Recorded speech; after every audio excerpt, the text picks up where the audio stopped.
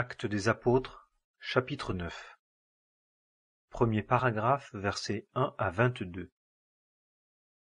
Or Saul, respirant encore menaces et meurtres contre les disciples du Seigneur, alla au souverain sacrificateur et lui demanda pour Damas des lettres adressées aux synagogues, en sorte que, s'il en trouvait quelques-uns qui fussent de la voie, il les amena, hommes et femmes, liés à Jérusalem.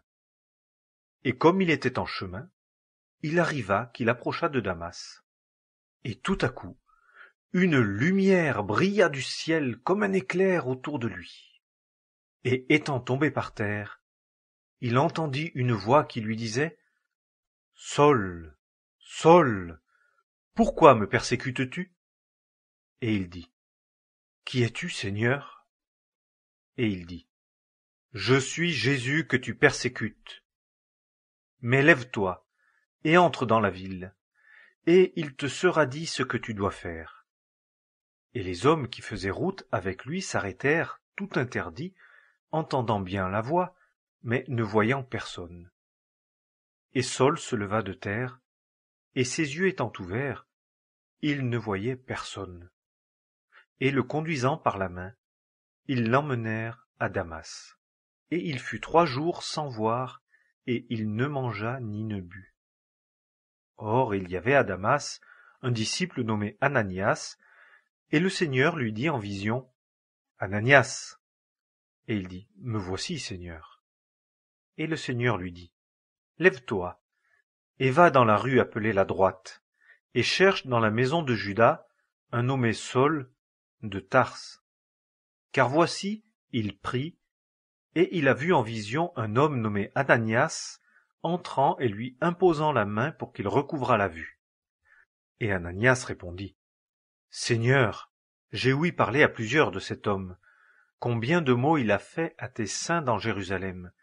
Et ici il a pouvoir, de la part des principaux sacrificateurs, de lier tous ceux qui invoquent ton nom. » Mais le Seigneur lui dit, « Va, car cet homme met un vase d'élection pour porter mon nom devant les nations et les rois et les fils d'Israël. Car je lui montrerai combien il doit souffrir pour mon nom. » Et Ananias s'en alla et entra dans la maison, et, lui imposant les mains, il dit, « Saul, frère, le Seigneur, Jésus, qui t'est apparu dans le chemin par où tu venais, m'a envoyé pour que tu recouvres la vue et que tu sois rempli de l'Esprit Saint. » Et aussitôt il tomba de ses yeux comme des écailles, et il recouvra la vue, et se levant, il fut baptisé, et ayant mangé, il reprit des forces. Et il fut quelques jours avec les disciples qui étaient à Damas, et aussitôt il prêcha Jésus dans les synagogues, disant que lui est le Fils de Dieu. Et tous ceux qui l'entendaient étaient dans l'étonnement et disaient, « N'est-ce pas celui-là qui a détruit à Jérusalem ceux qui invoquent ce nom, et qui est venu ici dans le but de les amener liés aux principaux sacrificateurs ?» Mais Saul se fortifiait de plus en plus, et confondait les Juifs qui demeuraient à Damas, démontrant que celui-ci était le Christ. Deuxième paragraphe, versets 23 à 25. Et des jours en grand nombre s'étant écoulés, les Juifs tinrent conseil ensemble pour le tuer, mais leur complot fut connu de Saul, et ils surveillaient aussi les portes jour et nuit pour le tuer. Mais les disciples, le prenant de nuit, le descendirent par la muraille en le dévalant dans une corbeille. Troisième paragraphe, versets 26 à 30. Et étant arrivé à Jérusalem, il cherchait à se joindre aux disciples. Et tous le craignaient, ne croyant pas qu'il fût disciple. Mais Barnabas le prit et le mena aux apôtres, et leur raconta comment, sur le chemin, il avait vu le Seigneur qui lui avait parlé, et comment il avait parlé ouvertement à Damas au nom de Jésus. Et il était avec eux à Jérusalem, allant et venant et parlant ouvertement au nom du Seigneur. Et il parlait et disputait avec les hellénistes, mais ceux-ci tâchaient de le faire mourir. Et les frères l'ayant su, le menèrent à Césarée et l'envoyèrent à Tarse. Quatrième paragraphe, verset 31. Les assemblées, donc, par toute la Judée et la Galilée et la Samarie, étaient en paix, étant édifiées et marchant dans la crainte du Seigneur, et elles croissaient par la consolation du Saint-Esprit. 5e paragraphe, versets 32 à 35. Or, il arriva que, comme Pierre parcourait toute la contrée, il descendit aussi vers les saints qui habitaient Lyde. Et il trouva là un homme nommé Énée, qui, depuis 8 ans, était couché sur un petit lit, et il était paralytique. Et Pierre lui dit, Énée, Jésus le Christ te guérit. Lève-toi et fais-toi toi-même ton lit.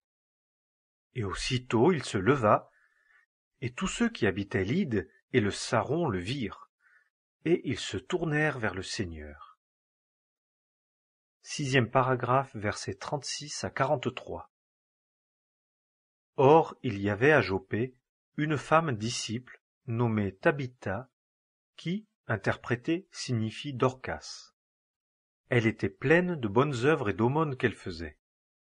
Et il arriva en ces jours-là, qu'étant tombée malade, elle mourut. Et quand ils l'eurent lavée, ils la mirent dans la chambre haute. Et comme Lyde est près de Joppé, les disciples ayant appris que Pierre était dans cette ville, envoyèrent vers lui 2 hommes, le priant, « Ne tarde pas de venir jusqu'à nous. » Et Pierre, se levant, s'en alla avec eux. Et quand il fut arrivé, ils le menèrent dans la chambre haute.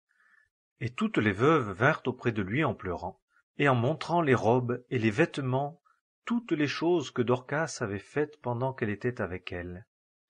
Mais Pierre, les ayant tous mis dehors, et s'étant mis à genoux, pria. Et se tournant vers le corps, il dit, « Tabitha, lève-toi. » Et elle ouvrit ses yeux, et voyant Pierre, elle se mit sur son séant. Et lui ayant donné la main, il la leva. Et ayant appelé les saints et les veuves, il la leur présenta vivante.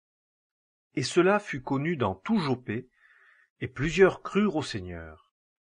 Et il arriva qu'il demeura plusieurs jours à Joppé, chez un certain Simon, corroyeur. Acte des